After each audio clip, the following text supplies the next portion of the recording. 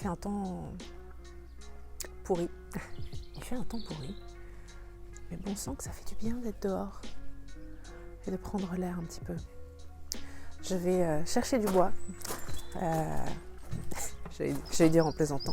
Maintenant que je suis une experte en feu. Non, pas du tout. Voilà, je profite de ce moment pour faire une vidéo.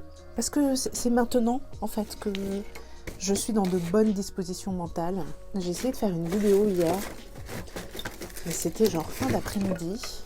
Et ça n'allait pas. Ça n'allait pas. Je pensais sincèrement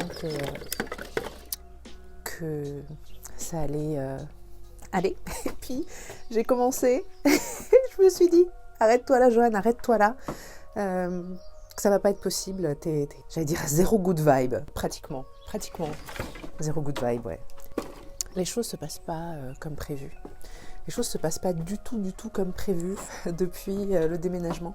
J'avais anticipé, imaginé les choses tout à fait autrement. Mais voilà, la vie est pleine de surprises et on va pas se mentir, depuis 2 ans, on voit bien que les choses nous échappent forcément en fait. Les choses nous échappent forcément. Alors les choses, depuis qu'on a emménagé, se sont pas passées du tout comme je l'avais anticipé, comme je l'avais souhaité. En fait, vraiment, je m'étais dit que voilà, on allait créer une nouvelle routine et reprendre les choses progressivement, que j'allais pouvoir retourner à mon travail, à tout ce qui me fait vibrer petit à petit, ça allait être bien. Et puis, en parallèle, j'allais pouvoir commencer à réfléchir aux travaux à venir, aux aménagements à venir, etc. Bon, bah alors non, clairement non. La vie, on a décidé autrement. Et donc là, ça fait plus d'1 semaine que Noah est avec moi à la maison tous les jours. Et ça va durer encore 1 semaine comme ça, un peu moins d'1 semaine. Du coup, il y a pas mal de choses que je ne peux pas faire.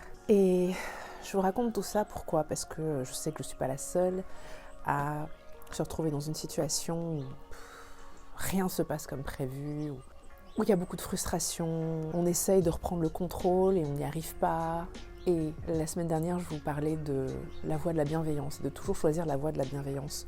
Aujourd'hui, ce que j'aimerais vous partager, c'est que parfois, la meilleure chose à faire, c'est d'accepter. Alors, on pourrait parler de lâcher prise. Ouais. Parfois, la meilleure chose à faire, c'est de lâcher prise, c'est d'accepter ce qui est, en fait. C'est d'accepter que la situation est pourrie, ou pas celle qu'on souhaitait, et qu'on ne peut pas avancer comme on veut, voire pas avancer du tout. Alors, dit comme ça, c'est pas très engageant, et oui, lâcher prise, très bien, ok. Sur le papier, c'est bien, mais concrètement, beaucoup de choses sont temporaires. Énormément de choses sont temporaires. En ce moment, on galère tout particulièrement avec le moment de l'endormissement pour Noah.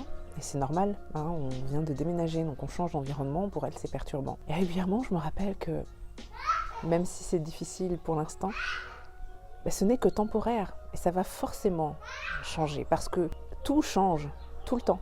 Rien ne reste figé. Il suffit d'observer la nature. Là, en ce moment, on est encore au cœur de l'hiver, il fait moche, les arbres sont encore dégarnis, etc. Mais bientôt, ce sera le printemps.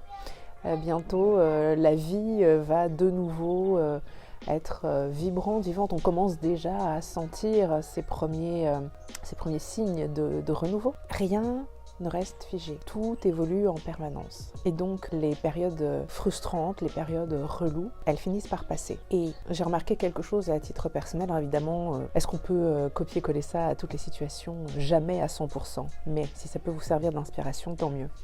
Quand je lutte, quand j'essaye de contrôler, de forcer, de pousser, encore et encore, alors que la situation est ce qu'elle est, frustrante, stagnante, etc. Tout ce que je gagne, c'est d'augmenter ma frustration, d'augmenter mon énervement, etc. Quand je décide de lâcher prise et d'accepter en me rappelant que de toute façon c'est temporaire, les choses sont beaucoup plus fluides. Et quand je dis accepter, c'est pas juste se dire bon, je ne fais rien du coup et j'attends que ça se passe. Non, accepter, ça veut dire aussi surfer sur la vague de ce qui est. Ça veut dire utiliser la situation telle qu'elle est et au lieu de chercher à transformer la situation vers quelque chose d'autre alors que clairement ça ne veut pas, ça n'y arrive pas, eh bien il s'agit plutôt de se dire bon, alors je vais prendre la vague. Alors je dis ça alors que je ne surfe pas du tout, hein, mais je vais aller sur la vague, je vais surfer sur l'énergie du moment, je vais surfer sur ce qui m'est proposé et je ne vais pas juste me laisser guider, mais je vais profiter de cette énergie qui est en train de se passer pour m'appuyer dessus et faire les choses autrement, d'une façon que je n'avais pas imaginé, anticipé, souhaité à la base. Quand là, pour moi, je n'ai pas la possibilité de m'asseoir à mon bureau pendant des heures ou de m'asseoir dans mon canapé pendant des heures à écrire ou à lire ou voilà, à faire des choses dans le calme, eh bien, qu'est-ce que je peux faire du coup, puisque je suis avec ma fille tout le temps? Est-ce que ce ne serait pas plus judicieux de chercher à intégrer plus de jeux et à me dérider un petit peu plutôt que d'essayer de contrôler systématiquement la situation? Quand ma fille ne veut pas ranger ses jouets, je vois très bien que le meilleur moyen d'obtenir d'elle qu'elle range ses jouets, c'est d'en faire un jeu et de jouer ensemble à qui va ranger le plus vite. Ça marche à tous les coups.